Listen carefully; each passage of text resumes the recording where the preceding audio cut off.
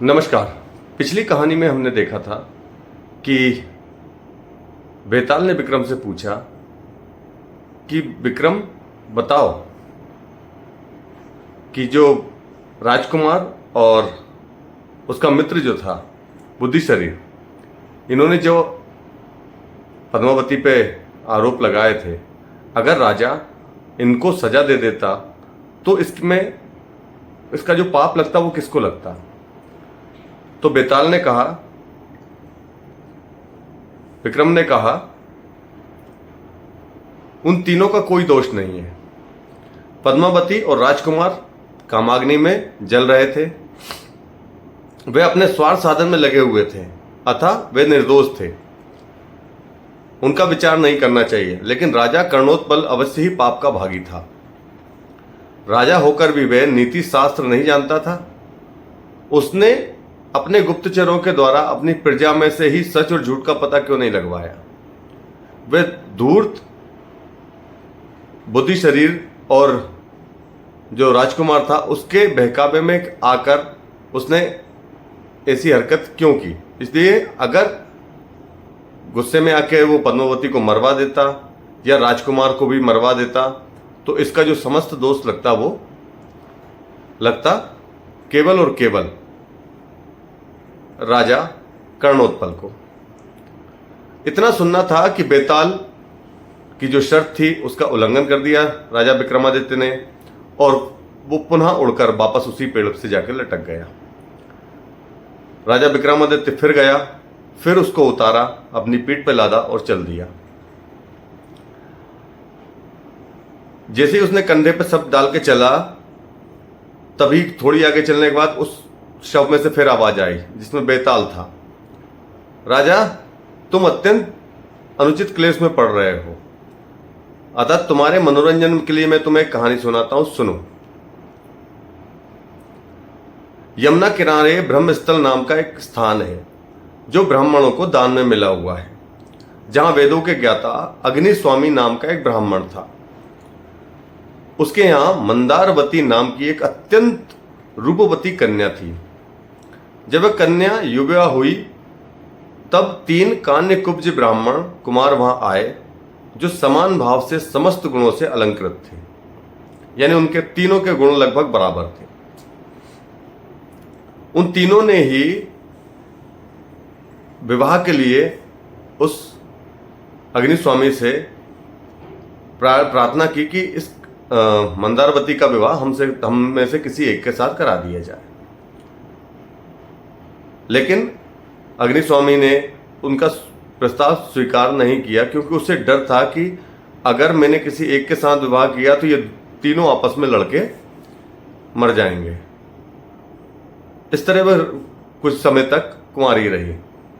तीनों ब्राह्मण भी सच्चा प्रेम करते थे, तो वो भी चकोर व्रत लेकर और वहीं उसी स्थान पर रुक गए और टकटकी लगाकर केवल मंदारवती को देखा करते थे।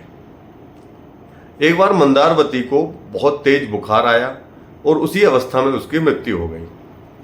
उसके मर जाने पर तीनों ब्राह्मणों को बड़ा शोक हुआ। वो उसके साथ गए, शमशान तक गए, जहां उसकी का अंतिम संस्कार किया। तो उसमें से एक ब्राह्मण कुमार ने वहीं शमशान में ही उसकी जो राख थी उसका सिरहाना बना के वहीं पे बैठकर वो वैरागी हो गया।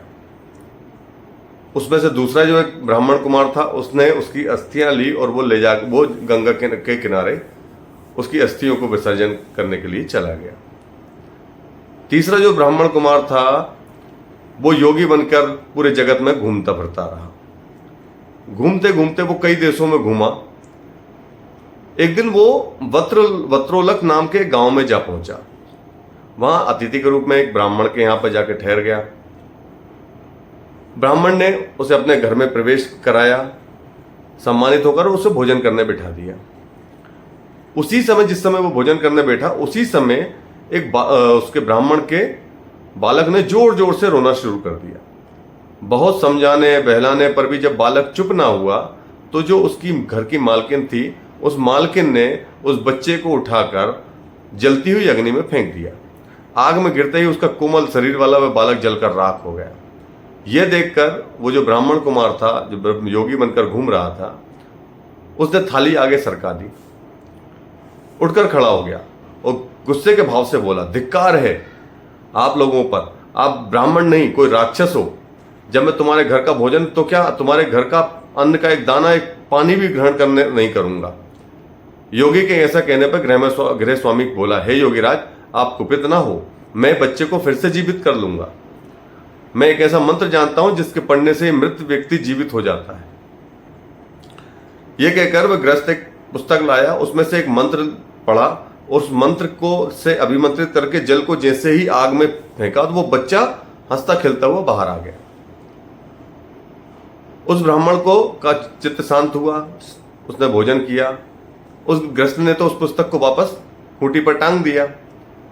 योगी ने रात को चुपचाप उठाई पुस्तक और उसको लेकर वापस उसी स्थान पर आ गया जहां पर मंदारवती का अंतिम संस्कार किया गया था। अब उसने उस व्यक्ति से प्रार्थना की जो वहां पर उसकी राख को लेकर बैठा हुआ था, और फिर उसने उस व्यक्ति को भी बुलाया जो उसकी अस्थियां लेकर गंगा जी में गया था।